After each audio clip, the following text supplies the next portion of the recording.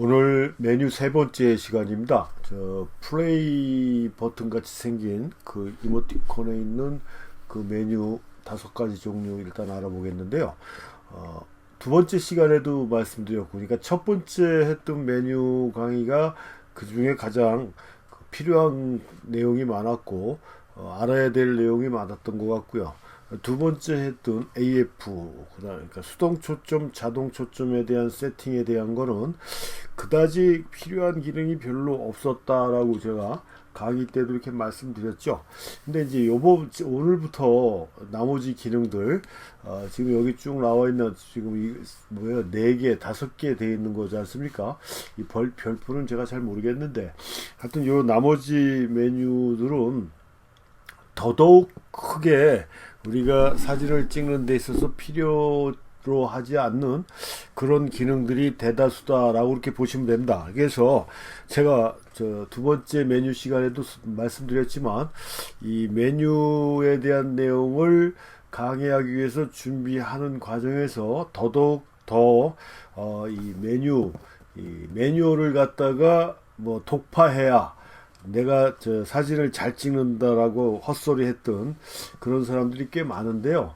절대 필요 없는 그런 기능들이다 라고 이렇게 보시면 되겠어요. 메뉴가 그러니까 그냥 이 시간에 해드리는 내용들 같은 경우는 그냥 참고적으로 알아도 그렇게 뭐 참고적으로 몰라도 크게 지장이 없는 그런 상황들이다라는 거고, 그걸 이제 말씀드리면서 수업을 들어가겠습니다. 첫 번째가 보호된 이미지라는 거잖아요. 이 보호된 이미지라는 게 뭐냐면, 이미지 내가 찍은 사진에서 이미지를 선택을 해서 그거를 지금 이렇게 샘플로 제가 드라마 보다가 카피해 놓은 건데, 지금 여기 보시면 열쇠 같은 게 나와 있지 않습니까? 심볼이. 요게 지금 삭제를 눌러도 지워지지가 않는 그런 이미지예요. 그러니까 이미지를 보호한다라는 얘기겠죠. 그러니까 요걸 해제를 시켜줘야 이미지를 삭제한다든가 이렇게 해줄 수가 있는데, 그러니까 실수에 의해서 뭐 삭제가 된다든가 뭐 여러 가지 요인이 있을 거 아니겠습니까? 그런 데서 이미지를 보호해 주는 거라 뭐 전체 선택가 해도 돼요. 범위를 선택할 수가 있습니다. 내가 찍은 사진이 4장이다 그럼 4장, 뭐 10장이다 그럼 10장 몽땅 다 첫 번째 이미지 선택해주고, 그 다음에 마지막 이미지 이렇게 선택해주면 그게 이렇게 지금 열쇠가 다 보이지 않습니까? 이런 식으로 그 이미지를 보호하기 위해서 선택해주는 게 이미지 보호라는 거예요. 근데 이거 촬영하면은 가장 중요한 건, 촬영해서 집에 오면은 우리가 필름 사진 같은 경우도 더더욱 그래야 되는데, 촬영이 끝나고 바로 현상을 해주는 게 가장 이상적인 방법입니다. 그게 왜 그러냐면, 우리 필름 같은 경우에는 은이 발라져 있다라고 그랬습니다. 감광유제라고 해서 빛에 반응하는 물질인 은이 발라져 있는데, 한번 빛을 받으면 미세하지만 계속 변화가 일어난다라고 합니다. 그렇게 되다 보면, 근데 만약에 뭐 한 달 전에 찍었고 아니면 여름에 찍었다가 그 다음에 여름에 또 휴가 가서 남은 필름 찍는다고 하시는 분들이 생각보다 꽤 많습니다. 그 1년 정도 지났다 그러면 거의 이미지의 필름의 컨디션은 거의 다 망가졌다라고 이렇게 보시면 됩니다. 컨트라스트, 컬러 바란스 뭐 이런 것들 다 엉망진창이 될 수가 있다라는 얘기예요. 그래서 가능하면 촬영이 끝난 다음에 빨리 현상을 해줘야 된다라는 그게 있는데요. 우리 디지털 사진 같은 경우도 가능하면 찍고 그날 바로 백업을 시켜주는 게 이미지를 보호하는 차원에서 훨씬 더 중요하다라는 얘기예요. 그냥 SD 카드에 계속 놓고 그냥 층층층층 몰아놨다가 나중에 백업 시키는 거는 그 날짜도 구분돼야 되는 거고요. 장소도 구분돼야 되는 거. 그래야 폴더 관리가 쉬워지는 거거든요. 근데 막 이렇게 뒤죽박죽 섞여 있다 보면 폴더 관리가 제대로 안 된다라는 얘기거든요. 그런 면에서 이미지를 바로 백업 시켜 주는 거기 때문에 굳이 SD카드에 들어있는 이미지를 뭐 이렇게 설정을 해서 보호할 필요가 있겠는가라는 얘기입니다. 그래서 저도 이거 그 메뉴 강의하려고 보다가 처음 알았어요. 이런 게 있는지. 폴더 내에 있는 모든 이미지를 보호할 수도 있고, 폴더 내에 있는 모든 이미지를 뭐예요? 해제시킬 수도 있습니다. 여기 지금 보호 취소하는 거잖아요. 이거 오케이 눌러주면 이미지를 보게 되면요, 아까 있었던 그 열쇠 그게 없어졌지 않습니까? 그래서 이미지 보호 해제가 된 거예요. 그러니까 이런 식으로 자기가 중요하다고 촬영하다가 이게 혹시라도 잘못돼서 없어지는 게 아닐까, 삭제되는 게 아닐까라는 게 걱정이 된다라 그러면 이미지를 삭제시키는, 보호해주는 그런 기능이 이 보호된 이미지다라는 겁니다. 그렇게 이해해 주시면 되고, 여기서 다 이렇게 설정, 카드 내에 있는 모든 이미지라든가 아니면 폴더를 만들어서 집어넣었다면 폴더 내 이미지 뭐 이렇게 선택을 해가지고 이미지 보호를 해주면 되는 거고요. 그 다음에 그 밑으로 보면 이미지 삭제라는 거, 이미지 삭제도 내가 지금 찍은 사진에서 카드 내 모든 이미지나 아니면 내가 찍은 사진에서 지울 이미지를 골라주는 거잖아요. 그래서 이미지를 삭제하고 싶다 그러면 범위를 선택하든가 한 장씩 해도 되는데, 이렇게 골라서 이거하고 요걸 삭제하고 싶다 그러면 이렇게 눌러 가지고요, 이 Q 버튼이라는 거 있지 않습니까? 우리가 메뉴 빨리 볼 수 있는 거, 그걸 눌러주면 그게 오케이예요. 이렇게 누르면 이 이미지를 삭제하겠냐라고 이렇게 물어보면요, 오케이를 눌러주면 이미지가 삭제가 되는 겁니다.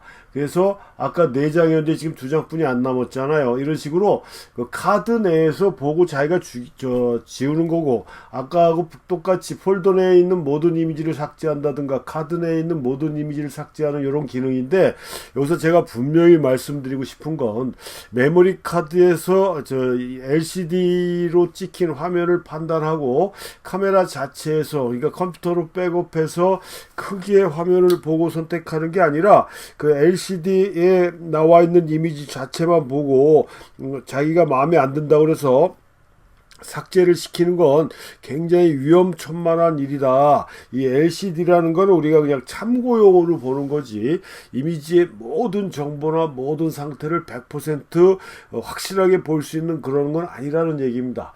그런 면에서 이 카메라로 찍어 가지고 그 카메라에서 딜리트 키, 삭제 키를 자꾸 쓰는 거는 굉장히 안 좋은 버릇을 만들어낼 수 있다라는 거기 때문에, 이 이미지 삭제에 대한 기능은 우리가 몰라도 돼요. 그렇지만 이런 것도 있다. 그래서 아까도 얘기한 보호된 이미지나 이미지 삭제 이런 건 우리가 굳이 필요가 없는 그런 기능들이다라는 걸 다시 한번 강조해 드리고요.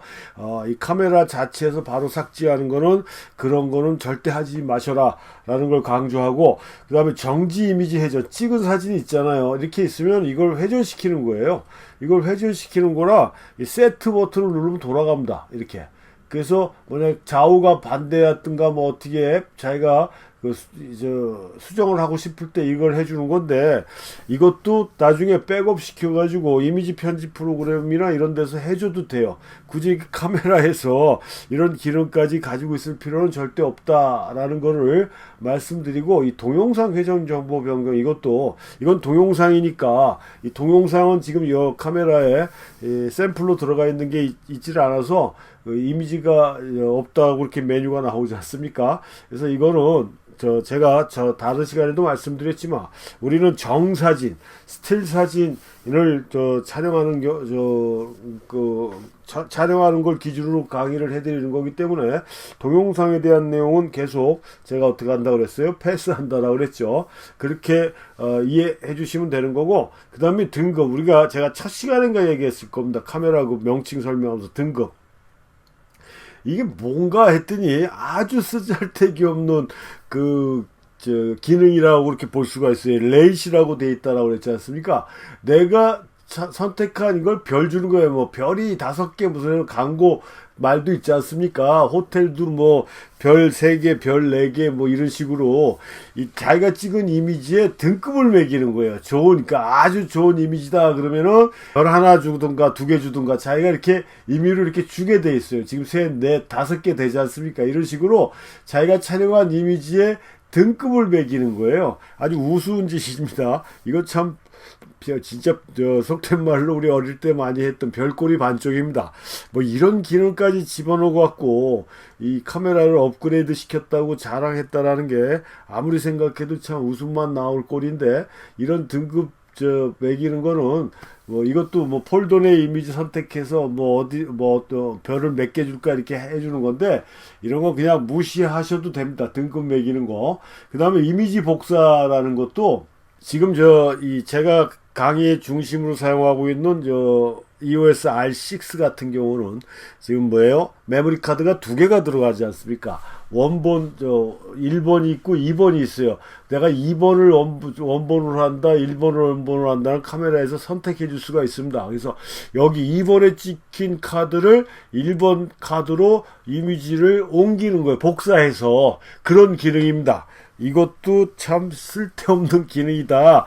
카메라 이 조그만 버튼을 특히 남자분들 손이 커갖고 손가락도 굵직굵직한 양반들이 이 조그만 버튼을 눌러가면서 이미지를 옮기고 뭐 이러다 보면 그것도 또 문제가 생길 수가 있습니다. 그러니까 이거 오늘 몇 번째 나온 겁니까? 이거 1번에 나와 있는 6단계의 이런 내용들은 솔직히 몰라도 전혀 지장이 없는 거고 사진 찍고 하는 데 있어서는 아무런 도움이 되지 않는 그런 아주 부수적인 그런 기능들인데 이런 걸 설치하느니 설치를 빼고 카메라 가격이나 좀 낮춰놨으면 좋겠어요.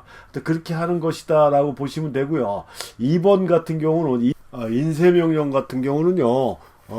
이 디지털 프린트를 할 때 이미지 선택이나 출력 매수 등 이 출력 명령에 따라 카드에 저장된 복수의 이미지를 한 번에 프린트하거나 출력소에 출력을 주문할 때 이렇게 쓰는 그런 형태라고 그러는데 이렇게 하실 필요는 절대 없다라는 얘기입니다. 뭐 프린트 형태, 날짜, 파일 번호를 기록해서 출력하는 프린트 설정 등을 지정할 수가 있다라는 얘기인데 매번 말씀드리지만 전혀 쓸모가 없는 그런 기능이다 라고 이렇게 보시면 되는 거고요. 그 다음에 포토북 설정 같은 경우도 이것도 우리가 이용할 일은 거의 없죠. 포토북 같은 경우는 최대 998맥까지 지정할 수가 있다라고 얘기하는데요. 그 EOS 소프트웨어를 사용해서 이미지를 컴퓨터로 불러오면 포토북용으로 지정한 이미지가 전용 폴더에 복사가 된답니다.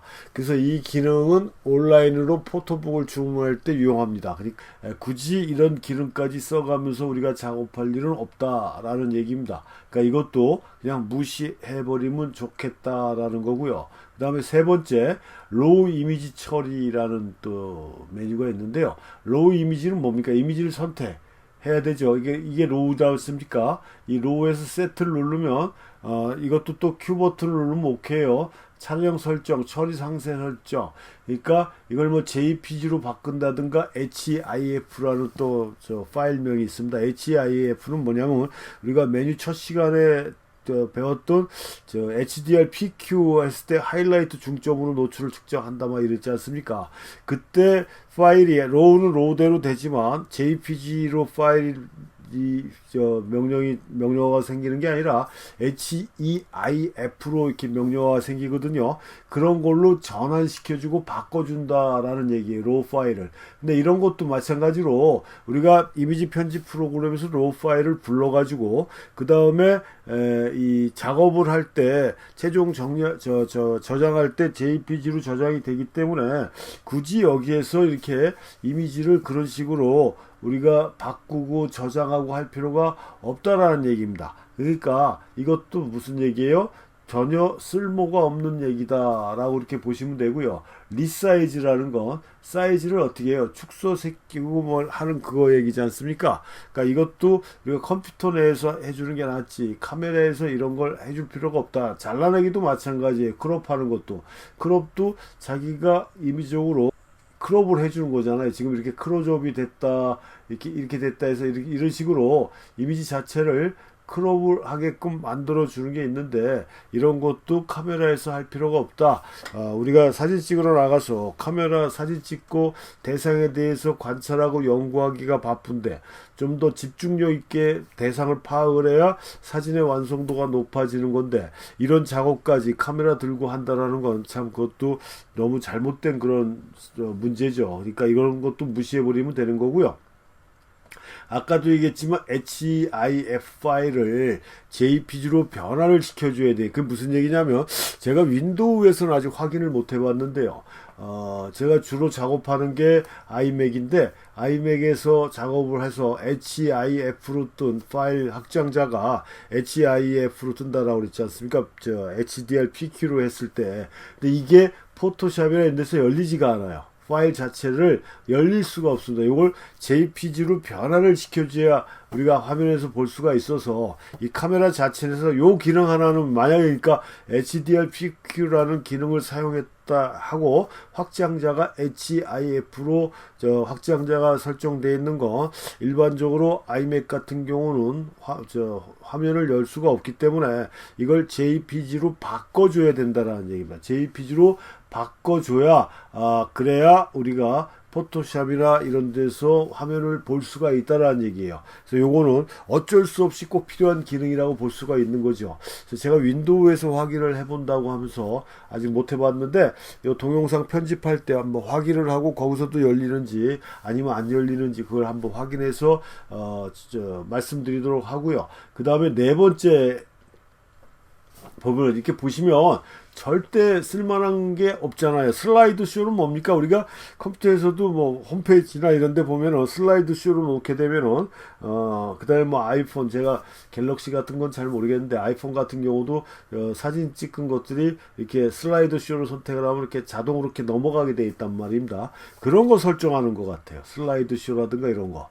그래서 이것도 우리가 촬영하는 데는 전혀 모든 이미지 두 장을 하게 되면 자동으로 HDMI 해상도가 자동으로 설정되어 있을 땐 이 이미지 표시에 시간이 걸리는 경우도 있다는데 무슨 소리인지 또 못 알아듣겠어요. 아무튼 이거는 뭐 절대 쓸 일이 없어요. 뭐 절대는 아니더라도 설정을 해주는데 한 장 넘어가는데 재생 시간 뭐 이런 거 하여튼 별게 다 있습니다. 별게 다 있어요. 근데 이건 모르셔도 상관없다. 이미지 검색 조건을 또 설정하는 게 있대요.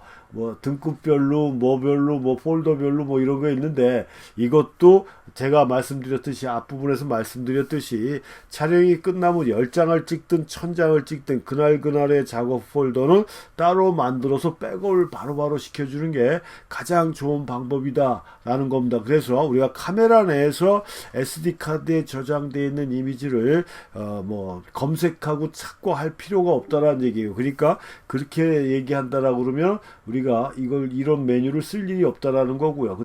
배열에 대한 건 정확하게 제가 의미를 파악할 수가 없습니다. 뭐 찾아와도 나오지는 않는데요. 그냥 이거는 이것도 마찬가지로 딱 보면 아시겠죠? 전혀 중요한 게 아니기 때문에 그냥 2배 정도로 놓고 이게 푸는 거 이런 것도 없으니까 일단 2배로 놓고 지금까지 저도 2배로 돼 있었던 것 같습니다. 그래서 이거는 그냥 이렇게 해서 넘어가시면 좋을 것 같아요. 얘네들 그 카메라 사용 설명서에도 이 부분은 또 점프해 버렸네요. 없습니다.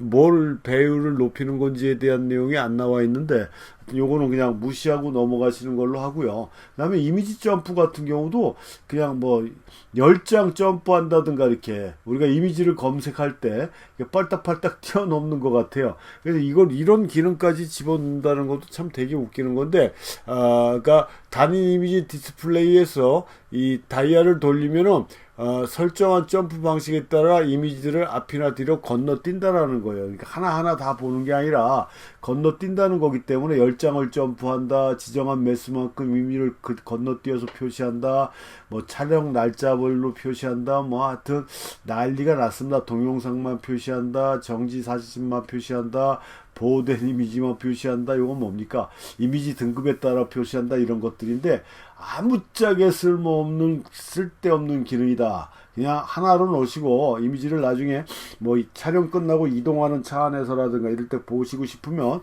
그냥 이렇게 한 장씩 검색하시는 게 낫지 뭐 점프하고 뭐하고 날라다닐 필요가 없다라고 보시면 되겠고요. 요것도 그 확대 인덱스, 그러니까 아까 이렇게 확대되는 거 보셨지 않습니까? 점프 이미지 할 때는 요 메인 다이얼, 저 위에 있는 다이얼 중에 이미지 점프할 때 이걸 쓰는 거고, 확대 인덱스는 요 메인 다이얼을 쓰는 것이다 라는 그 표시인데요. 뭐 설정에 들어가서 해주든가 필요 없이 그냥 해제시켜도 상관없습니다. 해제시켜도 상관없고 설정을 해도 상관없고, 요거는 그냥 카메라를 작동하고 이미지를 볼 때 어떻게 볼 것인가에 따른 그런 설정이기 때문에 설정으로 놓으시고 다이얼만 선택해서 돌려보시면 되지 않겠는가라고 생각이 되고요. 그 다음에 버튼 기능인데, 이거 레이트 그거 하는 거잖아요. 그 등급 매기는 거.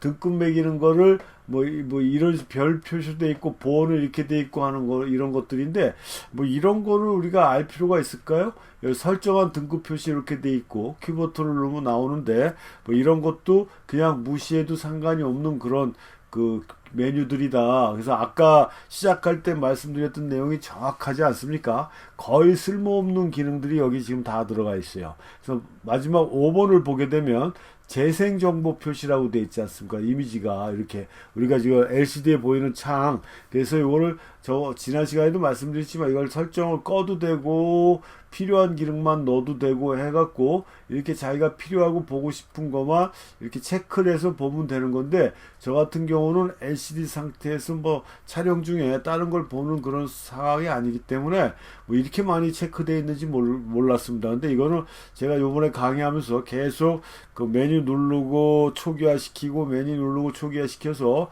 지금 이렇게 된 것 같은데, 필요한 기능만 넣어주시면 돼요. 필요한 거 자기가 보고 싶은 건데, 이거 봐야 뭐 2번 같은 경우가 가장 많이 보는 거죠. 그러니까 이렇게 보시는 게 제일 간단할 것 같습니다. 밑에 보시면 뭡니까? 셔터 스피드하고 조리개 이렇게 나와 있고, 설정된 감도 나와 있고, 그 다음에 뭐예요 이거? 이 파일 포맷인데 지금 라지로만 돼 있지 않습니까? 근데 이건 제가 로우 플러스 JPG 이렇게 하는 게 좋다라고 그랬잖아요. 이렇게 간단하게 보는 것도 되고, 뭐 좀 더 깊이 있게 해서 히스토그램이라고 그래서 노출의 그 하이라이트에 대한 곡선 부분이나 뭐 이런 걸 표시해 주는 게 있는데, 이런 선을 보여주는 것도 괜찮고, 뭐 이것까지 보고 싶다면 2번 체크하고 나머지를 다 어떻게 해요? 아웃 시켜버리면 화면에 나오질 않습니다. 화면에 나오지 않고 지금 체크한 1번, 2번만 나온다라는 얘기예요. 그래서 OK 누르면 어떻게 됩니까? 이렇게 깔끔하게 나온다라는 얘기겠죠. 그러니까 요건 자기가 편한 대로 체크를 해주시면 된다라는 거를 다시 한번 말씀드리고, 그러니까 촬영 끝나고 나서 확인할 때 그런 재생 정보이기 때문에 이것도 뭐 그렇게 중요한 기능은 아니다라고 이렇게 보시면 되고요. 하이라이트 경고, 너무 빛이 강하게 들어와서 조명비를 벗어나는 경우가 있다. 그러니까 밝고 어두운 차가 너무 심하다. 그래서 하이라이트 경고하면은 그 히스토그램 쪽이나 이런데 하이라이트 쪽이 이 캐논은 제가 확인을 못 해봤는데 또 뭐 니콘이나 이런 다른 카메라들은 깜빡깜빡합니다. 그쪽이 너무 이제 노출이 과다하다는 쪽이죠. 하이라이트 쪽이. 그거를 경고를 설정해 주는 거예요. 설정해 놓으면 야 이거 이쪽이 좀 날아가나 보다라고 하는 걸 느낄 수가 있기 때문에 해제시키는 것보다는 설정해서 해주는 게 나을 것 같아요. 근데 뭐 해제해도 큰 문제는 없습니다. 그러니까 요거는 편한 대로 해도 되는 거고요. 그 다음에 AF 포인트 표시, 뭐 이거 초점 포인트 표시하는 거죠. 뭐 당연히 설정으로 해줘야 초점이 어디 가서 맞는지를 우리가 확인할 수 있는 거고, 그 다음에 이거는 촬영 당시에 표시해주면 되겠는데 좋겠는데, 이거 그냥 재생이에요. 그러니까 촬영한 이미지에 그 화면에 수평이 맞았는지 안 맞았는지를 보여주는 기능이거든요. 이렇게 보면 지금 그러니까 X돼 있고 이렇게 선이 그려져 있지 않습니까? 이런 식으로 해서 이 수평이나 기울기나 이런 거를 조절할 수 있게 이미지에 이렇게 모니터 상으로 보여주는 거예요. 이게 실제 화면에 저렇게 찍혔다라는 얘기는 아니죠. 그래서 그렇게 볼 수 있는 기능이 있어서 이거를 그냥 해제시켜도 되고요. 해제시켜도 되고, 해제시키면 어떻게 됩니까? 안 보이죠, 화면에. 없어졌잖아요. 그러니까 해제시켜도 되고, 뭐 편한 대로 하셔도 돼요. 그거는 뭐 이것도 그렇게 중요한 내용은 아니고, 그렇게 중요한 게 아니라 몰라도 상관없고요. 그 다음에 동영상 재생 카운터는 이거 넘어가겠습니다. 이것도 동영상이니까 기록 시간을 쓴다 뭐 이런 거고요. 그 다음에 HDR 출력. 이 HDR 출력이라는 건 우리가 TV에 연결하잖아요. 카메라를 HDR TV에 연결하면 로우 또는 HEIF 이미지를 HDR로 볼 수 있다는 겁니다. 텔레비전에 연결해서 이 모니터 상에서 보는 게 아니라 아주 쓸데없는 기능입니다. 그렇게 보시면 돼서 요 플레이에 있는 이모티콘에 있는 요 내용들 5가지에 들어있는 이런 메뉴는 지금까지 알아봤지만 전혀 상관이 없는 그런 기능들이다. 갈수록 그런 게 더 할 것 같아요. 그래서 요거 이제 요 안테나죠. 와이파이 블루투스 연결하는 거 이거 뭐 아무래도 저보다 더 잘할 것 같아요. 여러분들이 가지고 있는 그런 거에서 카메라로 연결한다든가 뭐 블루투스를 연결하는 그런 기능이기 때문에 그런 게 필요하다라고 그러면 연결해 주시면 되고, 와이파이나 이런 걸 연결해야 찍고서 바로 뭐 자기 스마트폰이라든가 뭐 어디로 이렇게 보내주는 그런 기능이 있잖아요. 근데 저는 미국에서 좀 오래 살다 왔는데요, 미국에 살 때는 이 와이파이나 블루투스가 되는 카메라의 기능을 전혀 신경을 안 썼어요. 그 이유는 뭐냐면 걔네들은 오락땅덩어리가 넓다 보니까 다운타운만 벗어나면은 그 와이파이 신호라든가 이런 게 다 끊어지고, 특히 국립공원이나 뭐 이런 데 가도 큰 국립공원 같은 데는 몰라도 그 나머지 외곽으로 좀 빠지면요 전혀 와이파이 이런 건 연결할 수가 없습니다. 신호 자체가 잡히질 않아요. 어떨 땐 전화 연결도 안 되는 경우도 있다는 얘기입니다. 그렇기 때문에 찍어서 뭐 이렇게 와이파이를 연결해 가지고 사진을 전송한다든가 하는 거는 꿈 같은 얘기입니다. 꿈 같은 얘기. 그러니까 아직까지도 미국이나 이런 나라는 그런 면에서는 20세기를 살고 있는 그런 그 나라들인데, 그런 면에서 보면 우리나라 굉장히 뭐 땅이 좀 좁아서 그렇지 이런 시스템은 잘 돼 있지 않습니까? 그래서 한국에 와서는 몇 번 설정을 해봤는데 워낙 안 쓰던 기능이다 보니까 별로 이렇게 관심이 없는 그런 기능이지만, 찍은 사진을 바로 자기가 전송하고 싶다든가 할 때는 연결해주면 좋다는 얘기죠. 그렇게 하시면 되는 거고, 이 비행기 모드는 뭐 우리가 비행기 여행 많이 다녀보신 분들은 알겠지만 비행기 타게 되면은 모든 신호를 끄라고 되어 있지 않습니까? 전화기부터 마찬가지로요. 그래서 이거를 꺼주는 게 좋죠. 그러고 나와서 키는 게 낫고요. 그 다음에 와이파이 설정 같은 경우도 아까도 얘기했지만 뭐 이 설정해 줄 때 이 기능을 사용해 주면 되는 거니까 그렇게 참고해 주시면 되고, 블루투스도 마찬가지고요. 이렇게 닉네임은 자기가 원하는 상태로 설정을 해주면 된다라고 얘기를 했습니다. 그래서 필요한 건 넣어주고 불필요한 건 빼주고 자기가 필요로 하는 이름으로 바꿔주면 되는 건데, 이거는 뭐 터치 스크린으로 하니까 손으로 눌러도 상관없겠지만 하여튼 자기가 자기를 대표할 수 있는 그런 이름으로 바꿔주시면 뭐 되는 거기 때문에 그냥 이건 알아서 하셔도 됩니다. 이게 이제 닉네임 설정하는 거고요. 그 다음에 GPS 장비 설정, 뭐 이것도 뭐 GPS 수신기, 스마트폰 뭐 이런 건데, 이렇게 이런 면은 아마 저보다도 더 잘하시는 분들이 많을 거예요. 그러니까 이거는 어떤 수신기가 있다, 뭐 스마트폰을 한다는 걸 설정을 해주시면 될 것 같고요.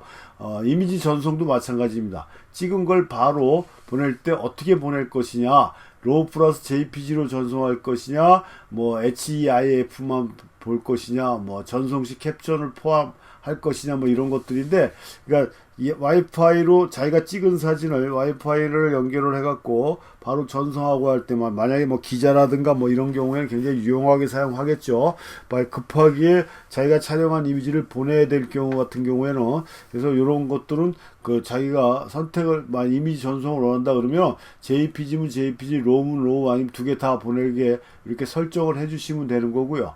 뭐 여기서도 마찬가지입니다. 우리 HDR PQ로 촬영했을 때 어떤 파일을 보낼 것인지를 선택을 해주시면 되는 거예요. 그렇게 해줘 갖고 와이파이를 연결한 다음에 해주면 되는 거기 때문에 이것도 크게 문제되거나 잘못돼서 사진 찍는데 문제가 되는 건 없는 그런 메뉴들이다 라고 이렇게 보면 되고요. 그 다음에 2번 메뉴 같은 경우도 통신 설정 초기화. 그러니까 제가 앞에서 지금 뭐 이렇게 뭐 설정하다가 뭐 잘못됐든가 아니면 다시 셋업을 해야 될 경우에는 초기화를 눌러버리면 전혀 문제가 되지 않아요. 오케이 눌러버리고 그 다음에 내가 원하는 대로 다시 그 설정을 해주시면 되는 거니까. 그러니까 제가 다른 시간에도 말씀드렸지만 이 전자제품 특히 저 디지털 카메라 같은 거 우리가 사용하는 이런 디지털 카메라에서 메뉴도 되게 많고 조작하는 버튼도 많고 그래서 뭐 하나 잘못 누르고 뭐 하나 잘못 세팅하면 크게 문제가 되지 않을까 해서 처음에 굉장히 긴장하고 두려워하시는 분들이 생각 이외로 상당히 많습니다. 근데 걱정하지 마시고요. 막 이렇게 눌러보세요. 저처럼 지금 강의하느라고 뭐 저도 잘 모르는 기능들을 자꾸 눌러보는 것처럼 눌러보시다가 이걸 다시 원래대로 복구하고 싶다 그러면 초기화 시키시면 돼요. 메뉴에 초기화가 있습니다. 그렇게 해갖고 다시 설정을 하고 촬영을 해주시면 전혀 문제가 되는 거가 아니기 때문에 이 디지털 제품의 가장 큰 장점이 또 이 초기화 기능이다라고 이렇게 보시면 돼서 이 통신 설정 초기화도 그렇게 이용을 해주시면 된다라는 거고요. 그 다음 메뉴로 넘어가면요.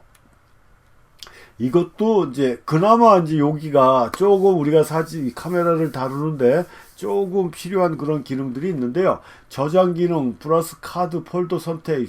그래서 어떻게 저장할 것이냐 뭐 이런 것 같아요. 폴더는 지금 여기 100 캐논 이렇게 써 있잖아요. 우리가 사진 찍으면 요것도 아마 이름을 바꿀 수 있는지 모르겠네. 이름은 바꾸지는 않은데 폴더 생성은 가능하네요. 네, 하여튼 저는 있는 대로 그냥 쓰니까 저장 옵션도 뭐 표준 카드 자동 전환, 분할 전환, 저장, 다중 비디오 저장, 뭐 복잡하게 상당히 많이 있는데, 이건 저 정지 사진, 스틸 사진 옵션이고, 이건 동영상 옵션이고, 그 다음에 저장 재생도 마찬가지로 자기가 1번 카드인지 2번 카드인지를 선택을 해줄 수가 있다라고 그랬잖아요.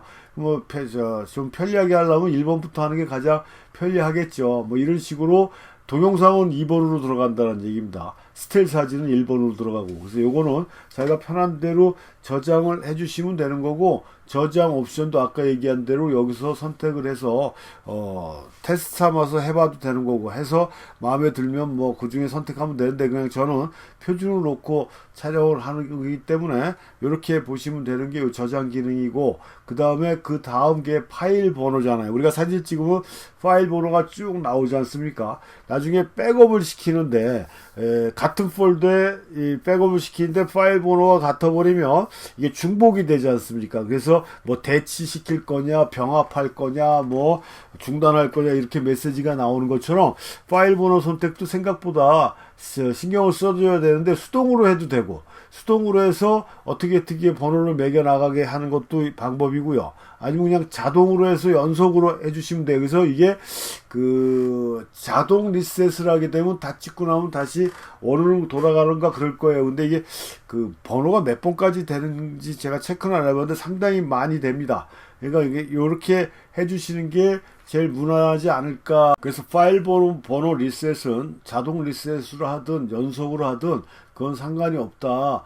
스스로 편리한 쪽으로 해주시면 된다라는 거고요. 그 다음에 파일명도 아마 선택하게 돼 있을 거예요. 지금 그 파일명이 이 9Q3A 이렇게 돼 있는데 이것도 자기가 아마 고칠 수 있을 겁니다. 뭐 ing로 해도 되고 뭐 이렇게 해도 되는데 그냥 저는 카메라에 애초에 세팅돼 있던 그냥 그 9Q3A 요걸로 사용하고 있는데 이것도 사용자 설정 변경으로 자기가 선택을 해줘도 크게 문제되지는 않는다라는 겁니다. 그러니까 그렇게 그냥 귀찮으신 분들은 그냥 카메라에서 하라는 대로 돼 있는 대로 설정해 주시면 되는 거지 뭐 복잡하게 신경 쓸 필요가 없어요. 그 다음에 그러니까 이것도 그렇게 중요한 거 아니고 근데 카드 포맷이라는 거 있지 않습니까? 지금 여기 두 개의 카드가 들어가 있기 때문에 이 카드 포맷은 해주는 게 좋아요. 언제 촬영을 좀 했다 그러면은 다시 우리가 저 컴퓨터나 이런 데다 백업을 시키지 않습니까?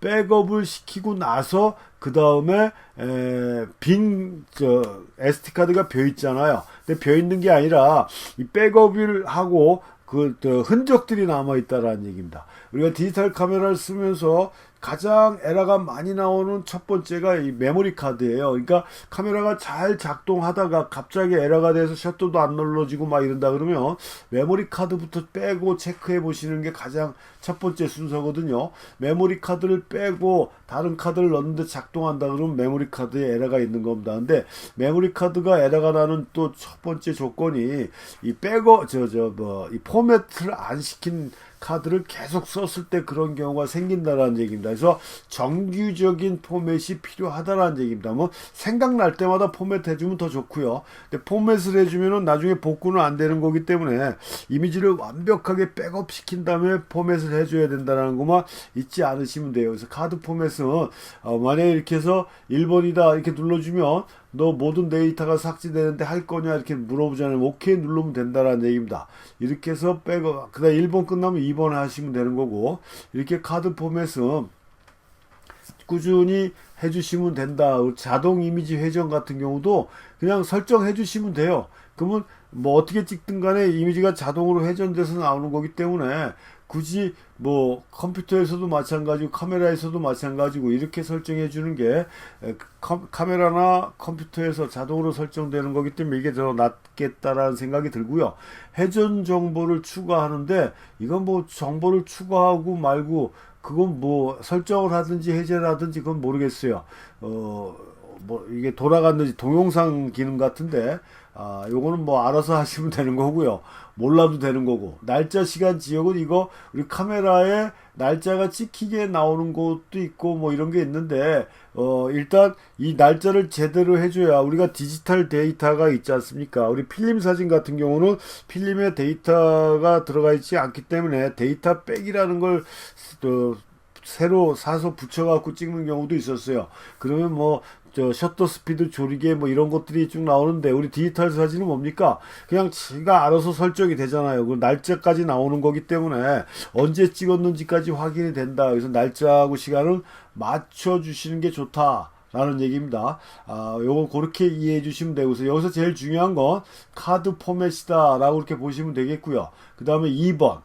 이번에는 이제 이것도 마찬가지입니다. 전혀 우리하고 상관없습니다. 언어야 뭐 영어가 편하신 분들은 영어로 선택해 주시면 되는 거고, 뭐 요건 언어 선택은 그렇게 해 주시면 되는 거니까. 비디오 형식도 NTSC 요게 가장 일반적인 거죠. 팔이라고 하는 것도 있는데 저건 유럽 쪽인가 거기서 쓰는 걸로 제가 알고 있어요. 전에는 많이 잘 알았었는데 요즘 또 신경 안 써서 모르겠지만, 그냥 동영상을 찍는다 했을 때는 요건 좀 찾아보시고 설정해 주신 게 낫지만, 일반적인 건 제가 알기로는 NTSC다 라는 걸로 알고 있고요. 도움말 문자 크기는 뭐 크게 할래 표준으로 할래 뭐 이거잖아요. 그러니까 작게 할래 표준으로 할래, 그럼 뭐 알아서 하세요. 눈 좋으시면 소로 해도 되고, 그렇지 않으면 표준으로 하시면 되고. 표시음 터치했을 때 소리 나는 건데 켜도 되고 꺼도 되고, 설정을 누르면은 뭐 소리가 나겠죠. 근데 소리 나는 게 귀찮고 싫다 그러면 이렇게 해주시면 되고, 이거 헤드폰도 쓸 수 있지 않습니까? 헤드폰 음량도 자기가 조절하게끔 돼 있어요. 크기에 작게 뭐 이렇게 돼 있는데 이것도 카메라 기능하고는 전혀 상관이 없는 거고, 절전 기능 있잖아요. 디스플레이 끄는 거 안 끄게 해도 되는 거고, 자동 전원 오프도 있고. 그러니까 이것도 뭐 여러분들이 알아서 해주면 되고, 에코 모드는 절전 모드라고 보시면 되겠어요. 위에 절전도 있는데 이 에코 모드를 사용하게 되면 촬영 모드에서 배터리 전원을 절약할 수 있다라고 되어 있습니다. 그러니까 배터리 수명을 좀 길게 쓰고 싶으신 분들은 에코 모드로 해주시면 좋죠. 그래서 카메라를 사용하지 않을 때는 화면이 어두워져서 전력 소모를 줄여준대요. 그러니까 뭐 배터리를 좀 오래 쓰고 싶다. 요즘 디지털 카메라 같은 경우도 이 캐논 제가 쓰는 요 R6도 하루 촬영하고 나면 배터리가 금방 줄어드는 걸 느낄 수가 있는데, 후지도 제가 쓰고 있는데 후지 카메라 같은 경우도 뭐 옛날 구형 거지만 후지는 그것도 배터리 소모가 상당히 많아요. 그래서 항상 그 예비 배터리를 갖고 다녀야 됩니다. 특히 디지털 카메라를 사용하실 때는 꼭 보조 배터리가 있어야 돼요. 하나 가지고는 충분한 촬영을 할 수가 없습니다. 디지털 카메라의 심장이 뭐예요? 배터리라고 보시면 됩니다. 배터리가 떨어지면 심장이 멈추는 겁니다. 아무 기능이 안 돼요. 우리가 필름 카메라 같은 경우는 비상 셔터가 있고, 그 다음에 배터리가 해주는 건 노출 측정만 해주는 거지, 기계식 셔터 방식을 채택하고 있는 거 촬영하는 데는 문제가 없거든요. 조리개하고 셔터 조절하는 건 문제가 없어요. 노출 측정이 안 돼서 그렇지. 그게 노출 측정이 안 될 때는 평상시에 찍어왔던 그런 날씨 상황이나 이런 걸 보고 감으로 노출을 맞춰야 되는데, 불안할 때는 또는 그 브라켓팅이라 해서 노출을 여러 단계로 나눠서 찍는 이런 상황. 그러니까 찍을 수는 있어요. 찍을 수는 있는데 디지털 카메라는 배터리가 떨어지면 무조건 아웃되는 거기 때문에 촬영이 불가하죠. 그렇기 때문에 엑스트라 배터리를 꼭 갖고 다녀야 되는데, 이 에코 모드라든가 그 다음에 이 절전 모드는 그런 면에서 훨씬 더 이 배터리 수명을 오래 가게끔 만들어 주는 거니까 활용하시는 게 좋겠다라는 거고요. 그 다음에 화면 뷰파인더 표시, 이거는 앞에서도 뭐 이게 화면만 나오게 하든가 뭐 이런 게 있는데, 이런 거 뭐 그냥 편한 대로 표시하면 되겠어요. 뭐 어떤 기능인지 저도 잘 모르겠습니다. 자동 전환 뭐 어쩌고 저쩌고 하는데, 그 다음에 화면 밝기도 밝게 해주고서 상을 좀 더 자세히 보고 싶다든가 절전하고 싶다고 좀 어둡게 하든가 중간 정도다 뭐 이런 것도 개인 취향에 따라 맞춰주시면 되는 거고, 뷰파인더 밝기도 마찬가지입니다. 그러니까 오토로 놓으시면은 촬영 시 주변 조명에 따라 밝기를 자동 조절해 주는 거기 때문에, 제가 지난 시간에도 말씀드렸지만 그렇게 중요한 게 아니고 자동 기능에 포함되는 것들이다 그러면 거기서 그냥 오토로 설정을 해 주시는 게 가장 편리한 방법이다라는 점, 그거는 아마 맞을 겁니다. 그렇게 해 놓는 게요. 뭐 이것저것 설정하지 마시고, 그 다음에 화면이나 뷰파인더 색조 같은 경우도 좀 더 진하게 밝게 한다든가, 뭐 따뜻하니까 웜톤, 콜드톤인데요. 뭐 표준으로 놓고 보는 게 제일 낫겠죠. 실사하고 좀 보려고 그러면. 그러니까 이것도 개인 취향에 맞춰서 놓으시면 되는 거고요. 그 다음에 뷰파인더 색조 미세 조정, 이것도 글쎄 이거 조정해 갖고 뭐 쓸 일이 있을까요? 그냥 카메라에서 효과 확인 뭐 어쩌고 저쩌고 돼 있는데, 얘는 그냥 설정하지 말고 무시하는 게 나을 것 같습니다. 이런 거 보실 필요 없고, 메뉴 확대, 이것도 표시를 확대하려면 두 손가락으로 메뉴를 두 번 탭하면, 일반 화면 콩으로 들어가려면 다시 두 번 탭하고, 그러니까 손가락 두 개로 그 LCD를 툭툭 치면은 화면이 확대된다라는 얘기거든요. 뭐 그렇게 하시고 싶으면 설정하시고, 그런 거 저런 거 귀찮으면 그냥 해지하시고, 그러니까 기능이 쓸데없는 게 너무 많습니다. 그 메뉴 확대는 그런 것이다 라고 보면 되고요. HDMI 해상도, 이거는 이런 것도 자동으로 놓으시면 돼요. 해상도 전환 시 화면의 표시에 시간이 걸리는 경우도 있다, 뭐 이런 거 신경 쓰지 마시고 그냥 자동으로 놓고 쓰시는 게 낫다, 이런 것들도. 그 다음에 터치 제어, 이것도 그냥 표준으로 놓고 하는 게 낫다, 뭐 민감하다 뭐 이런 거 필요 없이 그냥. 그 다음에 다중기능 잠금, 이런 거 있지 않습니까? 그래서 여기서 자기가 표시하고 싶은 것만 선택을 해주시면 되는데, 다른 거 잠글 이런 거 다 이렇게 해주시면 설정이 되는 거잖아요. 메인 다이얼 뭐 이런 거. 근데 잠기지 않게 이렇게 하면 아마 풀리는 걸로 알고 있습니다. 그러니까 하여튼 뭐 요 상황에 따라서 자기가 쓸 저기만 선택을 해주시면 된다라는 얘기예요. 그렇게 해서 필요한 기능만 이렇게 설정을 해주시면 크게 문제없이 사용이 가능한 것이다 라는 거, 다중기능 잠금 요거고요. 그 다음에 종료시 셔터 상태, 우리가 파워를 오프 시키면, 셔터를 오프 시켰을 때 셔터를 그냥 열어 놓을 거냐 셔터를 닫아 놓을 거냐, 그거니까 뭐 닫게 하든지 열리게 하든지 상관없는데, 제 생각에는 열려 있는 것보단 닫혀 있는 게 나을 것 같아요. 열려 있으면 계속 무슨 하여튼 부하가 걸려야 된다라고 그러나? 그러니까 닫혀야 좀 편안한 거 아니겠습니까? 우리가 가게 일 끝나고 장사하시는 분들 셔터를 열어놓고 나가면 마음이 좋지 않잖아요. 그런 개념으로 따진다고 하면 좀 말이 되는지는 모르겠지만, 파워를 끄면 셔터가 닫힌 상태로 꺼지는 게 좋지 않겠나라는 생각을 갖고 있고요. 그래서 그것도 해주시면 되고, 그 다음에 센서 클리닝이라는 건 뭐냐면, 이 카메라의 파워를 키든가 끌 때 자동으로 센서를 닦아주는 기능이 있는데, 이건 믿을 수가 없습니다, 솔직히.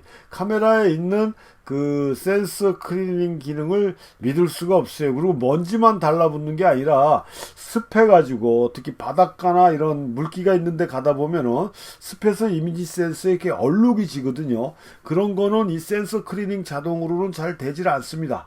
그래도 안 하는 것보단 낫겠지만, 안 하는 것도 낫겠지만 100% 믿을 수는 없고, 이 센서 클리닝 하는 툴이라든가 아니면 정 자신이 없으면 카메라 수리점이나 이런 그 카메라 AS 센터에 가서 정기적으로 센서 청소를 해주는 것도 좋아요. 왜냐하면 센서에 먼지가 많이 낀다든가 얼룩이 지면 화면에 얼룩이 그대로 나오거든요. 그래서 또 렌즈 교환을 자주 한다든가 먼지가 많은 장소를 간다든가 뭐 이랬을 때 바닷가를 간다든가 했을 때는 수시로 청소를 해주는 게 좋다. 그래서 이렇게 자동 클리닝으로 일단 설정을 해두고 자기가 확인을 해서 정기적으로 센서 청소를 해주는 것도 하나의 또 방법이다 라고 이렇게 보시면 되겠고요. 카메라 설정 초기화입니다. 제가 앞부분에서도 말씀드렸지만 이 워낙 메뉴가 많고 조작 버튼도 많고 하다 보니까 사진을 시작한 지 얼마 되지 않은 분들은 이거 뭐 조작을 잘못하든가 세팅을 잘못하면 카메라에 큰 무리가 가는 게 아닐까, 고장 나는 게 아닐까라는 그런 그 걱정에 버튼을 함부로 조작을 못하는 경우가 상당히 많이 있는데요.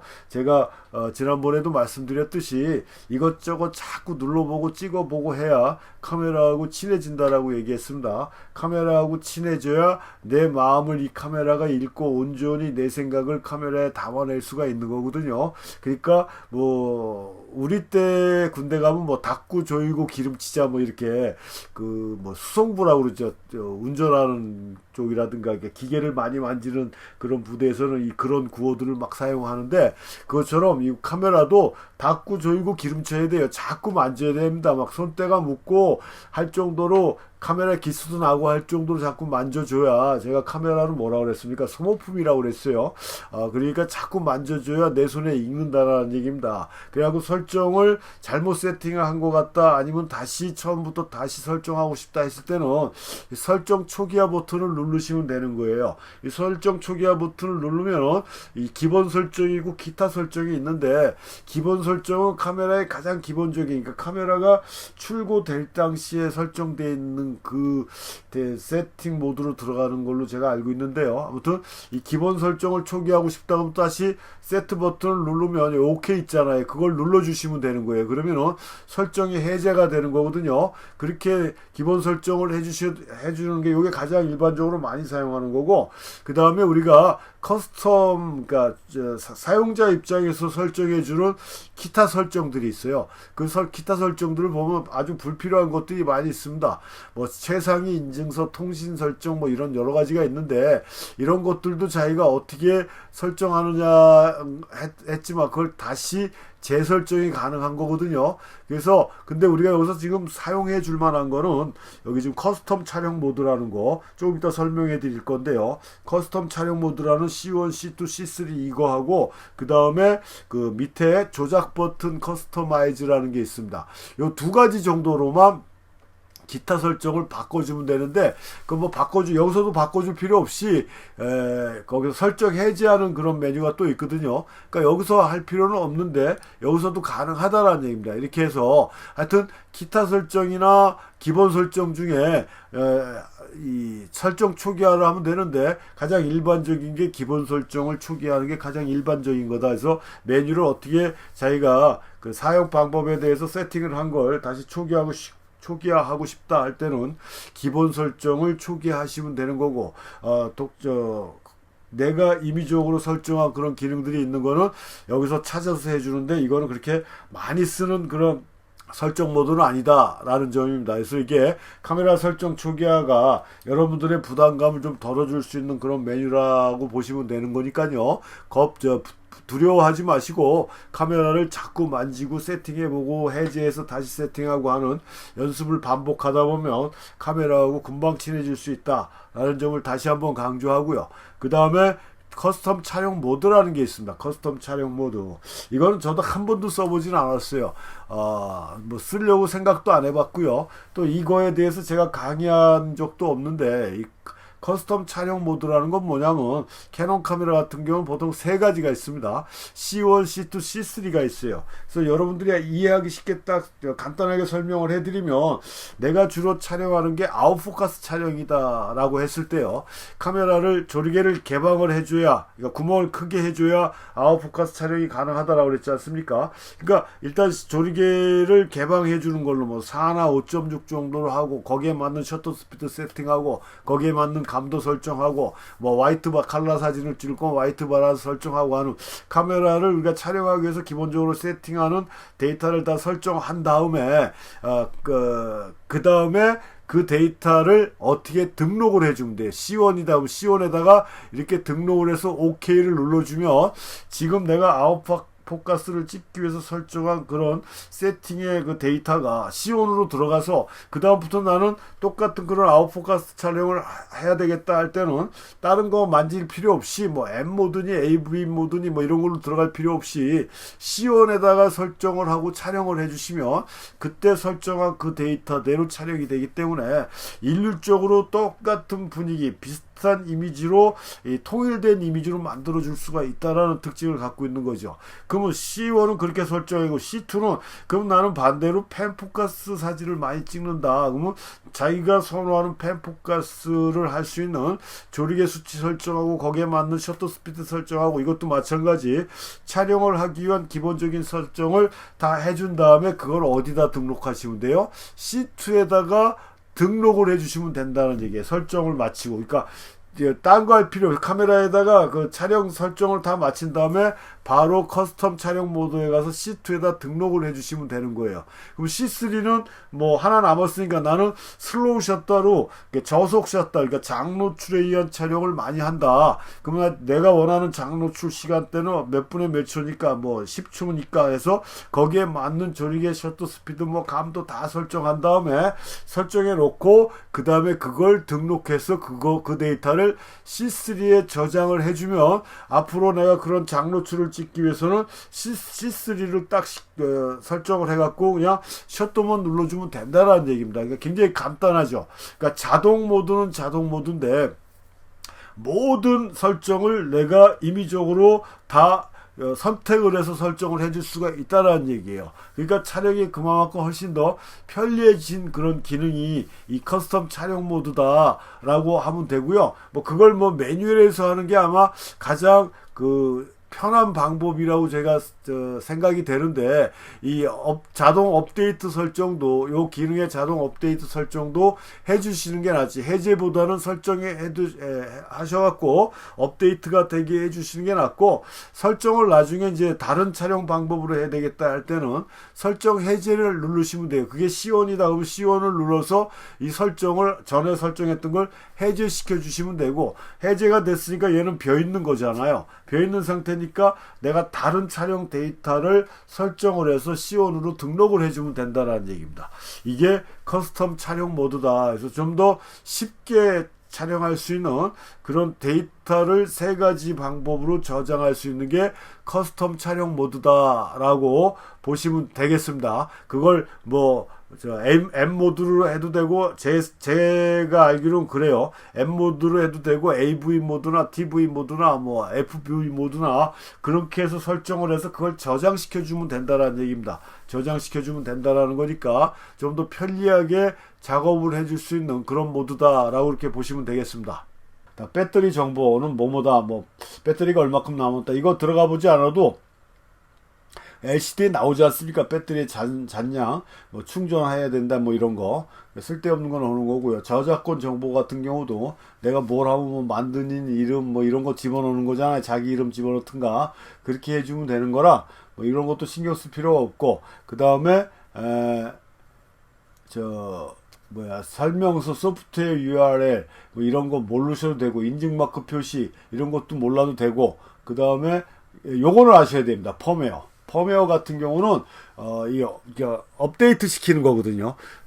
이 우리가 컴퓨터 같은 경우나 이런 거 소프트웨어 쓸 때 보면 업데이트가 되지 않습니까? 새로운 저기가 되면은요, 이 카메라도 중간중간에 업데이트 시켜줘야 되는데, 그걸 우리가 펌웨어라고 얘기를 하는데, 이 펌웨어 하는 방법은 간단합니다. 뭐 카메라를 컴퓨터에 연결해서 자기가 사용하는 카메라 메이커에 들어가서 다운받아 갖고 하는 경우도 있고요. 아니면 연결할 선이 있어야 되겠죠, 그때는. 그냥 만약에 이제 캐논이니까 캐논 사이트에 들어가서 다운로드 센터로 들어가가지고 자기 카메라 기종을 치면은 그 펌웨어가 나옵니다. 지금 현재 펌웨어 버전이 나와요. 그럼 그걸 갖다가 SD 카드로 옮기는 거죠. 그러니까 압축을 풀어야 됩니다. 압축을 풀고 FIR이라는 파일이 있어요.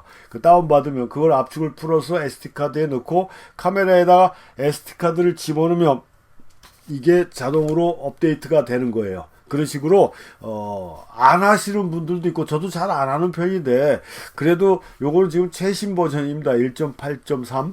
그러니까 이렇게 간혹 업데이트를 시켜줘야 이 카메라가 가지고 있는 기능이 최상의 수준을 유지한다. 그래서 펌웨어는 그런 식으로 업데이트를 시켜줘야 되는 것이다 라는 거를 같이 아시면 되는 거고요. 그 다음에 다른 메뉴로 넘어가면은 노출 레벨 조절이라는 게 있습니다. 지금 노출 레벨 조절 이렇게 보시면요.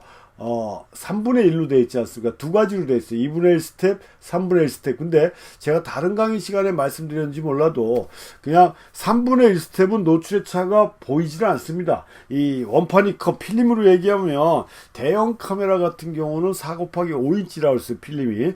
그 필름 같은 경우는 노출 다이얼이 3분의 1단계로 되어 있어요. 옛날부터.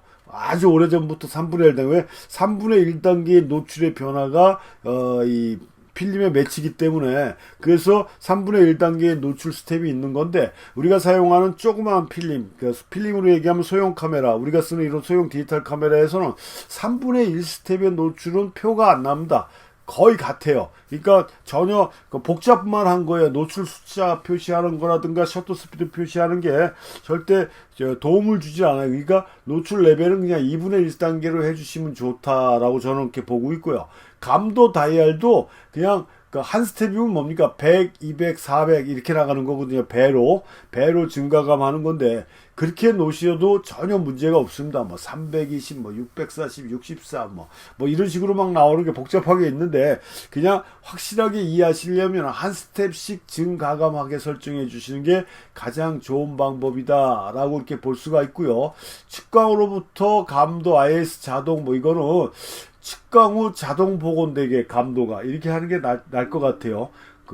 측광 후 감도를 그냥 측정할 때 그런 감도를 유지하는 거 정확한 말의 뜻을 또 잘 모르겠는데 그냥 측광 후 자동 복원이 하는 게 감도가 측정하고 원래 감도로 설정이 된다 그 말 같은데요. 하여튼 그렇게 유지시키는 게 나을 것 같고 브라켓팅 자동 해제 브라켓팅을 설정해서 셔터를 누르고 찍고 난 다음에는 브라켓팅이 해제되게 이렇게 해주는 거고 설정하면은 계속 브라켓팅이 되는 거고 해제를 시켜놔야 한번 브라켓팅 하면 끝나는 건데 이 자동 해제를 그러니까 온 시켜놔야 되겠죠. 그래야 브라켓팅이 끝나면은 브라켓팅 저기가 해제되는 거니까 안 그러면 계속 브라켓팅으로 촬영이 된다라는 얘기니까요. 그 다음에 브라켓팅 순서도 마이너스 쪽으로 할 건지, 그러니까 제로에서 플러스 쪽으로 브라켓팅 할 건지, 아니면 마이너스 제로 플러스 쪽으로 할 건지, 아니면 플러스 제로 마이너스로 할 건지 이건데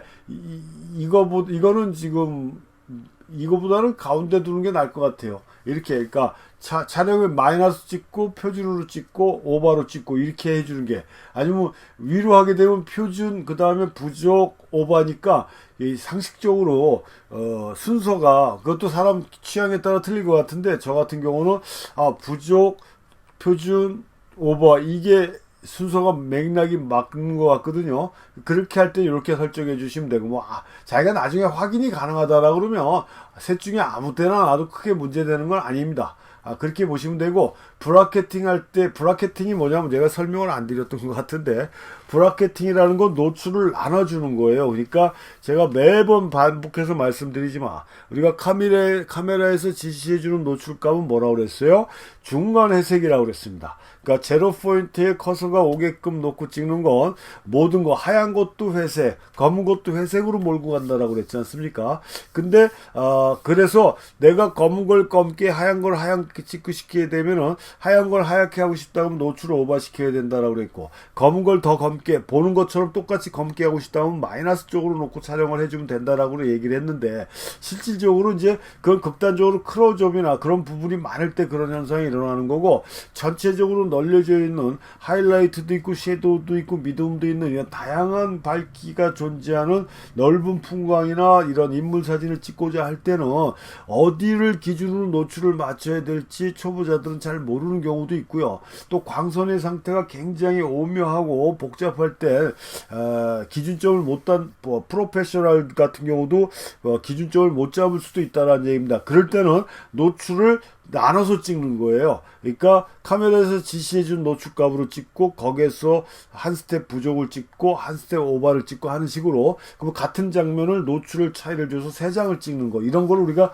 브라켓팅이라고 얘기를 하는데, 지금 여기서는 그 브라켓팅을 세 장 할 거냐, 한 번 찍을 때 같은 그 대상을, 아니면 5장으로 할 거냐, 7장으로 할 거야, 아니면 그냥 노멀 찍고 오버로 할 거냐, 노멀 찍고 부족으로 할 거냐, 2장으로 할 거냐, 요거 얘기하는 건데, 기본적으로는 건 3장이 가장 일반적입니다. 근데 필름 사진 같은 경우는 필름이 소모되니까 브라켓팅을 그렇게 아주 극단적인 상황에, 아주 진짜 중요한 상황에서 우리가 선택을 해주는 건데, 그때도 3장 이상은 잘 안 합니다. 왜냐하면 필름 소모를 해줘야 되니까. 근데 뭐 디지털 같은 경우는 이걸 뭐 7장 찍는다고 해서 돈이 더 들어가는 건 아니기 때문에 뭐 많이 해줘도 크게 문제되지는 않습니다. 근데 하여튼 그렇게 설정을 해주면 된다라는 얘기예요. 이게 브라켓팅 촬영 매수 설정이고요. 이 안전 시프트는 제가 매뉴얼에 나와 있는 글은 그대로 읽으면요, 피사체 밝기가 바뀌고 자동 노출 범위 내에서 표준 노출을 얻을 수 없는 경우에는 수동으로 선택한 설정을 카메라가 자동으로 변경하여 표준 노출을 얻을 수 있다라고 얘기하는 겁니다. 그러니까 피사체 밝기가 바뀌어서 자동 노출 범위 내에서 표준 노출을 얻을 수 없을 때 이게 자동으로 그 변경해 준다라는 그 얘기 같아요. 그래서 셔터 속도하고 조리개값 TV나 AV 모드에서 적용이 된다라는 얘기입니다. 다른 모드, 우리가 매뉴얼 모드가 있고 뭐 FB 모드, 프로그램 모드 뭐 이런 게 있는데, 그런 거에서는 적용이 안 되고 셔터 우선식인 TV나 조리개 우선식인 AV 모드에서 그렇게 된다라고 얘기하는데, 이것도 좀 생각보다 복잡한 것 같은데요. 그냥 어떻게 설정하냐, 조리개 값으로 해서 TV, AV 이렇게 설정을 해서 노출이 잘 안 맞을 때 자동으로 표준 노출로 이렇게 돌려주는 이런 기능이라고 하니까 설정 안 하는 것보다는 나을 것 같습니다. ISO로 하는 것보다는 셔터 속도나 조리개 값을 안전 시프트로 설정해 주는 게 좋을 것 같아요. 그래서 노출을, 아무리 디지털 카메라가 노출의 가용도 폭이 넓어서 빛이 많이 들어오든 덜 들어오든 그걸 복원할 수 있는 기능이 좋다라고 하지만, 필름 사진처럼 정확하게 노출을 맞춘다라고 하면은 그거보다 좋은 이미지를 만들어낼 수 있는 조건은 없다라는 얘기입니다. 그러니까 노출이 그만큼 중요한 거기 때문에 이런 안전장치가 필요한 거예요. 그래서 안전 시프트라고 얘기하는 것 같은데요. 요건 좀 제가 직접 테스트는 안 해봤지만 그나마 좀 유용한 메뉴 같다라는 생각도 드는데, 하여튼 TV나 AV 모드에서 적용이 된다라는 게 요거고요. 그 다음에 이제 두 번째를 보면은 새 조리개에 대한 동일 노출, 이거는요 참 복잡한데요. 이 감도를 수동으로 설정 모드에서, 그러니까 수동 노출 모드에서 렌즈를 변경하거나, 그러니까 렌즈를 바꿔주거나, 아니면 익스텐더라고 그래서 우리가 아답터 같은 게 있습니다. 그러니까 초점거리를 연장시켜주는 익스텐더를 장착하거나, 또는 최대 조리개 값이 가변인, 그러니까 우리가 가변 조리개가 있습니다. 변동 조리개라고 하는데요. 조리개 값이 고정되지 않고 최대 밝기라든가 이런 게 변경되는 그런 조리개가 있습니다. 가변 조리개를 사용하는 줌 렌즈를 사용하면은 최대 조리개 값이 감소할 수가 있답니다. 그래서 이 IS 감도나 셔터 스피드를 자동으로 조정해서 그에 따른 노출 부족을 방지해서 동일한 노출을 유지하도록 해주는 게 요 새 조리개에 의한 변동 이렉이라는 겁니다. 이 수동으로 노출을 조절할 때 감도를 수동으로 설정하고 이 수동 노출로 노출을 잡을 때 렌즈가 바뀐다든가 익스텐더를 사용한다든가 이럴 때 노출의 변화가 일어나서 적정 노출, 표준 노출을 못 잡아줄 때 자동으로 잡아주게끔 해주는 그런 기능이라니까 그냥 여러분들이 수동 작업을 안 할 때는 그냥 무시해도 될 것 같지만 이렇게 설정을 해주신 게 좋을 것 같고요. 이 초점 조절 후 A 잠금 측각이라는 건 말뜻이 제가 정확하게 이해는 안 됐는데요. 이게 지금 평가 측강, 부분 측강, 스포트 측강, 중앙 중적 측강이지 않습니까? 이거를 자기가 선택을 해주시면 되는데 무슨 얘기냐면 AE 락 기능을 얘기하는 것 같아요. AE 락. AE 락이라는 게 뭡니까? 오토 익스포저 락이라고 그랬잖아요. 그래서 초점을 맞춘 다음에 측각 모드에서 노출을 잠가주는 거예요. 그러니까 반셔터 누른 상태에서 노출이 잠기는 거죠. 그래서 화면을 옮긴다든가 바꿔도 노출이 고정되는 그걸 얘기하는 것 같은데 그거를 설정할 측각 모드를 선택한 다음에 체크 표시하게 되면 설정이 등록된다라고 이렇게 되어 있어요. 그러니까 이렇게 설정을 해주시고 노출 측정 후 노출을 고정시켜주는 그 역할을 해주는 게 이 기능이다라고 저는 이해를 했는데 그냥 그 정도로 이해를 하시면 될 것 같고 셔터 스피드 범위 설정 이거는 지금 우리가 사용하는 카메라가 30초가 최장이고요. 인스턴트 셔터라고 얘기합니다. 고속은 8000분의 1초예요. 그러니까 이렇게 설정이 돼 있다라는 얘기죠. 이렇게 설정을 해주시면 돼요. 근데 자기가 그걸 줄여보면 그 이상 셔터 스피드가 안 내려가고 안 올라간다라는 얘기일 겁니다. 그러니까 근데 그렇게 할 필요가 뭐가 있겠습니까? 카메라가 가질 수 있는 성능을 최대한 발휘할 수 있게 할 수 있는 셔터 스피드를 다 설정해 주신 게 좋을 것 같다는 생각이고요. 조리개 범위 설정도 마찬가지입니다. 이게 최대 조리개는 제가 지금 사용하는 렌즈는 2400인데 얘는 지금 4.0이 제일 밝은 렌즈거든요. 그래서 최대 조리개 값이 이거고요. 최소 조리개 값은 아마 32인가 그럴 거예요. 그래서 이렇게 설정을 해놓고 내 카메라가 가지고 있는 기능을 설정을 해주시면 크게 문제되는 건 아니죠. 얘는 지금 30초고 얘는 80초고 여기서 800분의 1초고 그 다음에 오케이 눌러주면 이게 세팅이 되는 거기 때문에 특별한 목적 이하가 아닌 경우에 내가 그 셔터 스피드 이하로 내려가면 안 될 것 같고 아니면 그 셔터 스피드 위로 올라가면 안 될 것 같다 할 땐 설정을 그 범위를 축소시켜 주면 되는 거고요. 조리개 범위도 마찬가지고 그 기능을 얘기하는 것 같습니다. 그 다음에 세 번으로 들어가면 이 TV, AV를 설정하는 다이얼 모드인데 정방향으로 돌리냐 이것도 역방향으로 돌리냐 우리가 앞부분에서 다른 메뉴에서도 이렇게 나왔지만 굉장히 친절한 그 다음에 개인적인 저기를 굉장히 많이 반영한 그런 메뉴다라는 얘기입니다. 그러니까 이거는 어떻게 설정하든 상관이 없는 거죠. 이 조작링 해정하는 것도 마찬가지. 초점이나 이런 여러 가지 조작링을 해설할 때도 정방향으로 할지 역방향으로 할지 설정을 해주시면 되는 거고요. 버튼의 커스터마이즈라는 게 있는데요. 버튼의 커스터마이즈. 우리가 지금 사용하는 카메라에는 버튼들이 상당히 많죠. 다이얼도 많고 버튼도 많이 있는데 이 버튼의 커스터마이즈는 여기 지금 요 빨간 점으로 되어 있는 요게 뭡니까? 셔터 버튼이지 않습니까? 이 셔터 버튼을 뭘 측정하는 데 쓸 것이냐 그 기능을 선택해 주는 건데요. 여기 지금 보면은 메뉴에 보면 여기 지금 카메라가 있고요. 우리가 일반적으로 이건 이제 동영상이 있기 때문에 스틸 카메라라고 그러고 이걸 이제 무비 카메라라고 이렇게 얘기를 하는데 동영상 모드가 있고 정지상 모드가 있어요. 그러니까 우리는 일반적으로 카메라 모드를 주로 쓰는 거기 때문에 카메라 모드에서 이 선택을 해주시면 돼요. 이게 이제 동영상 촬영 버튼인데 동영상 촬영은 건너뛰고 여기 이렇게 있는데 제가 기본적으로 보니까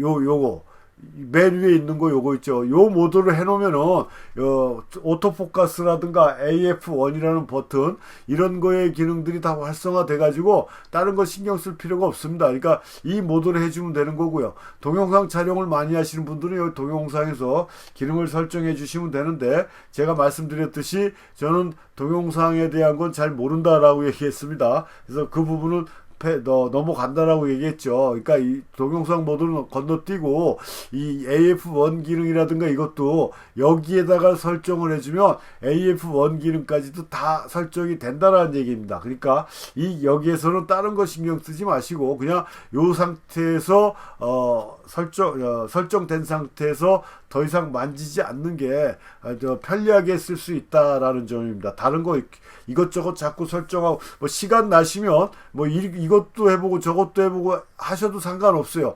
해보셔도 상관이, 이렇게 많은 거에 해보셔도 상관이 없는데, 이렇게 많은 기능이 결과적으로 자기한테 뭐 어떤 도움을 주는지 그건 잘 모르겠습니다. 저도 한 번도 잘 안 써봤던 기능들이기 때문에 그냥 이 셔터 버튼 자체의 기능은 첫 번째 기능으로 선택을 해서 촬영을 해주시는 게 제일 좋지 않을까라는 생각을 한다라는 얘기입니다. 그래서 하여튼 자기가 선택하는 거에 따라 동작이 다 바뀐다라는 얘기만 알고 계시면 되겠어요. 요게 이제 버튼의 커스터마이즈인데 이렇게 보시면 되겠고요. 그 다음에 밑에 보시면 다이얼 커스터마이즈라는 게 있어요. 이거는 이제 우리가 다이얼이 몇 개가 있지 않습니까? 여기 지금 불 들어와 있는 요 부분이 메인 다이얼인데 요걸 얘기하는 거죠. 메인 다이얼. 메인 다이얼을 보게 되면 요게 지금 TV, AV 이렇게 돼 있잖아요. 요 메인 다이얼 가지고 우리가 이 셔터 스피드나 조리개를 바꿔줄 수 있다라는 얘기예요. 그러니까 거기에 세팅이 돼 있다라는 얘기고,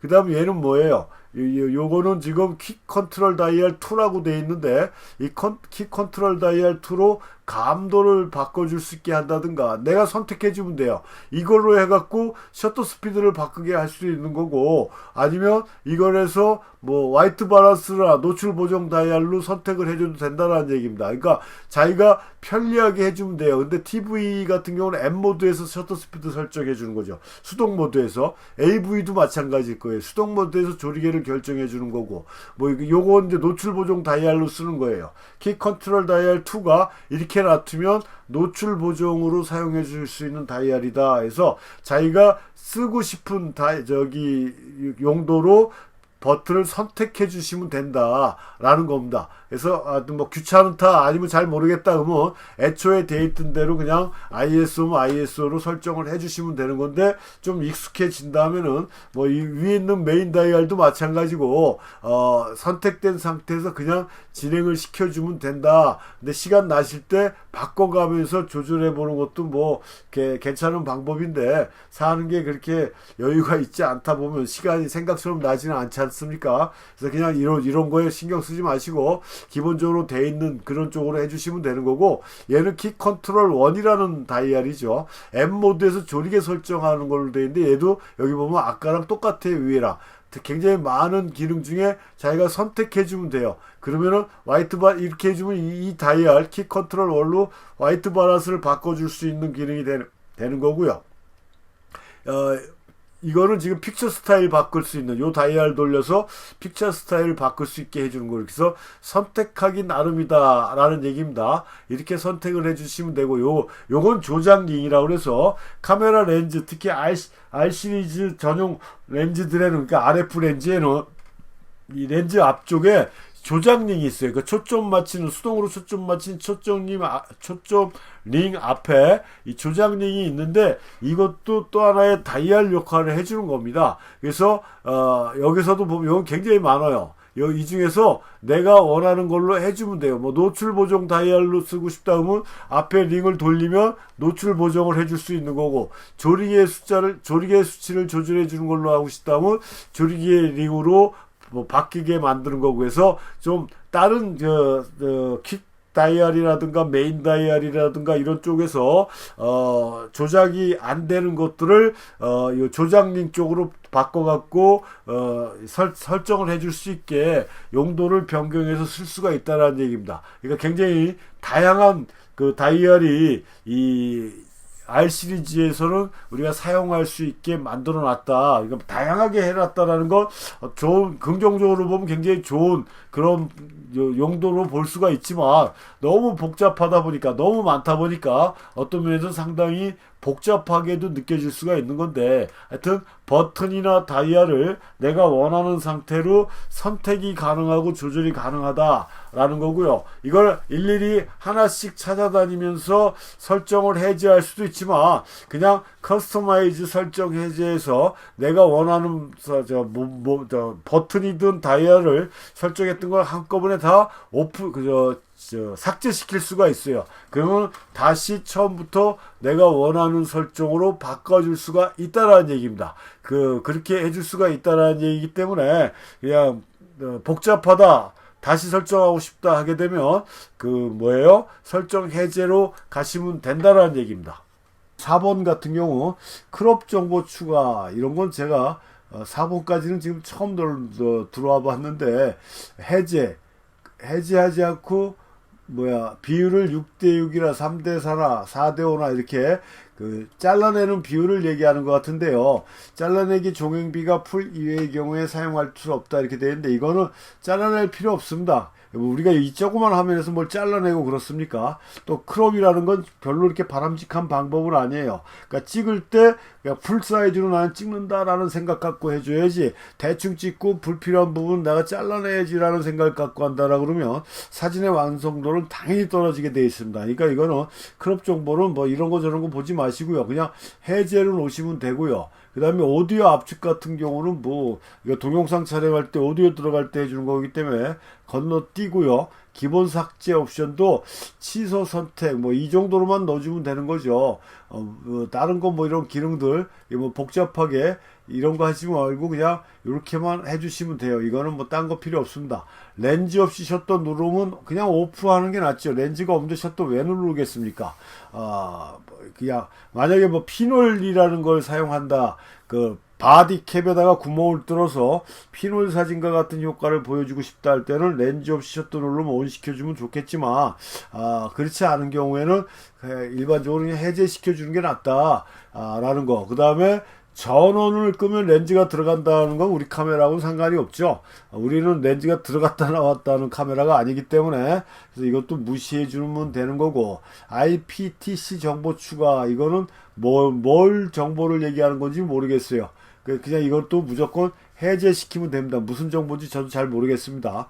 편집할 때 알게 되면 그때 추가로 설명해 드리기로 하고, 일단은 그냥 오프 시켜 놓는 게 나을 것 같고요. 그 다음에 5번 사용자 정의 모두 지움 이런 건데, 요거는 다른 기능으로 놨을 때 요거는 C1, C2, C3 이후에 촬영 모드를 선택한다 라고 이렇게 돼 있어요. 지금 C2로 돼 있기 때문에 그러네요.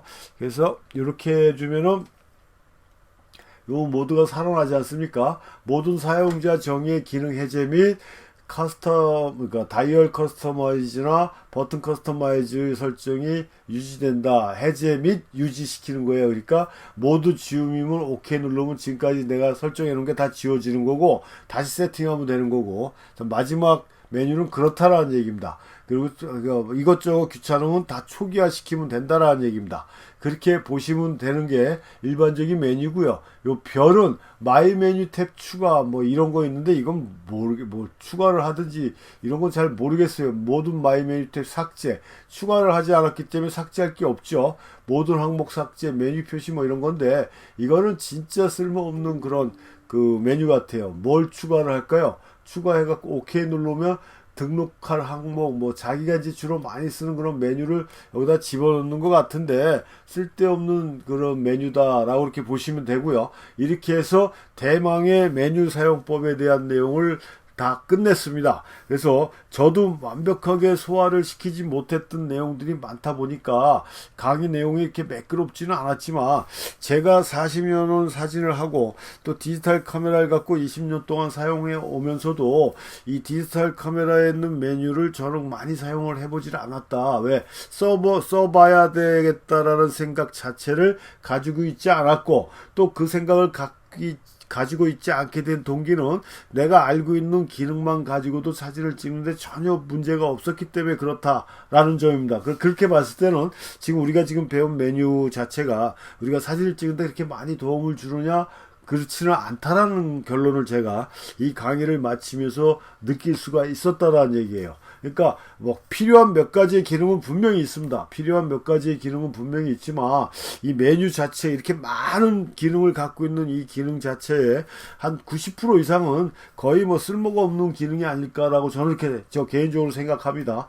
그러니까 그렇게 이해를 하시고 지금까지 메뉴에 대한 부담감 때문에 카메라를 조작하고 만지는데 많은 그런 그 트라우마가 있었던 분들은 홀훌 떨쳐버리고요. 제일 중요한 건 제가 뭐라고 그랬어요? 감도 조절하고 셔터 스피드의 기능 알고 조리기에 대한 기능 알면은 그거 이상 그 이하도 필요 없다라고 그랬습니다. 그거에 대한 기능만 제대로 안다라고 그러면 카메라 조작하고 사용하는데 전혀 문제가 없다라고 제가 분명히 말씀드렸습니다. 그 점을 명심하시고요. 캐논 카메라를 가져오신 분들이 이 강의를 듣고 조금이라도 도움이 되셨으면 하는 바람을 가지면서 수업을 마치겠습니다.